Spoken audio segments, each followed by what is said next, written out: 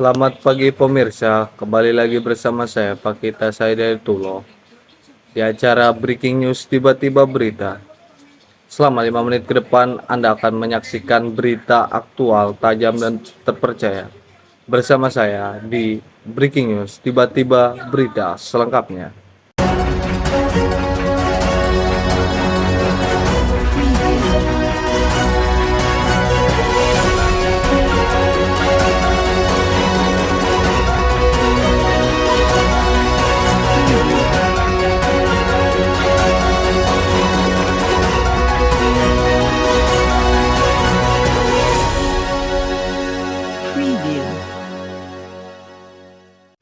Pertemuan kemarin yang diselenggarakan pada hari Senin menjelaskan tentang mengenal lebih dalam penulisan berita investigasi yang dijelaskan oleh kelompok 6.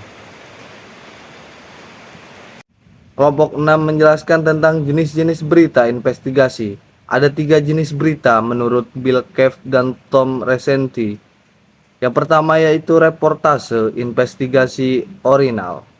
Yang kedua reportase investigasi interpretasi. Yang ketiga reportase mengenai investigasi.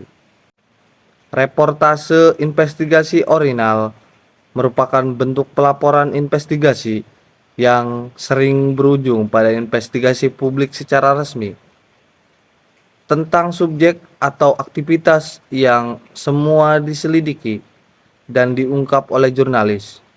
Ini adalah contoh klasik di mana pers mendesak lembaga publik atau pemerintah atas nama publik. Yang kedua ada reportase investigasi interpretasi.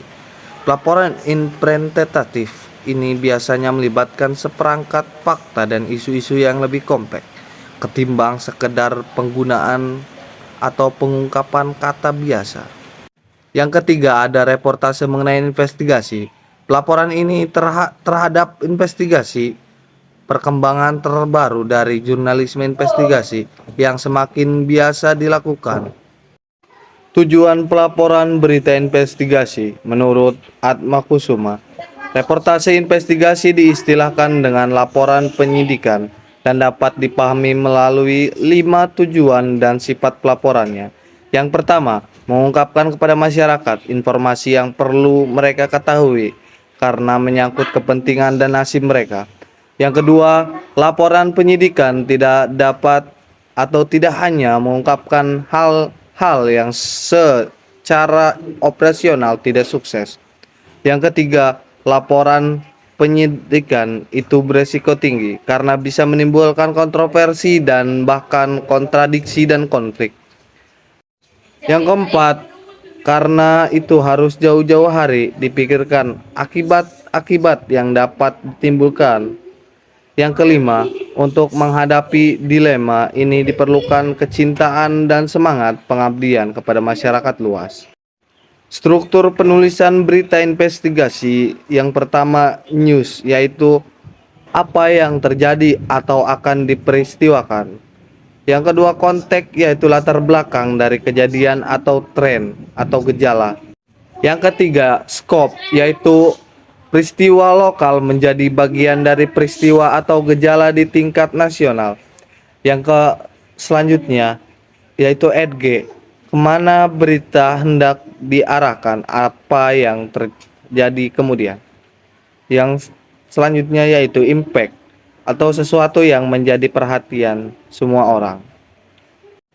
Ada beberapa hal yang bisa dikemas untuk melaporkan sebuah penulisan berita investigasi. Yang pertama, melalui media cetak. Media cetak yang pertama yaitu surat kabar, koran, majalah, tabloid, dan lain sebagainya. Yang kedua, ada radio dan televisi. Ada juga media online atau internet.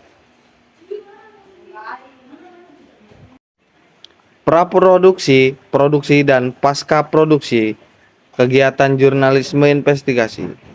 Proses produksi berita sangat mengutamakan kecepatan dalam kegiatan produksi maupun penyajian hasil karyanya kepada audiens. Informasi atau pesan yang disampaikan harus faktual dan mengandung nilai yang penting serta menarik untuk dikonsumsi khalayak.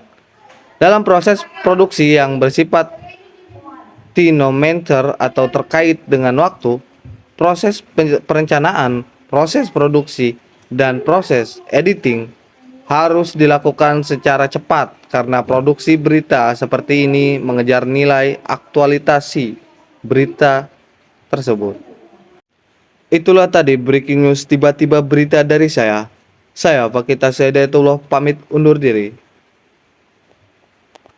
Selamat pagi, salam sejahtera dan sampai jumpa.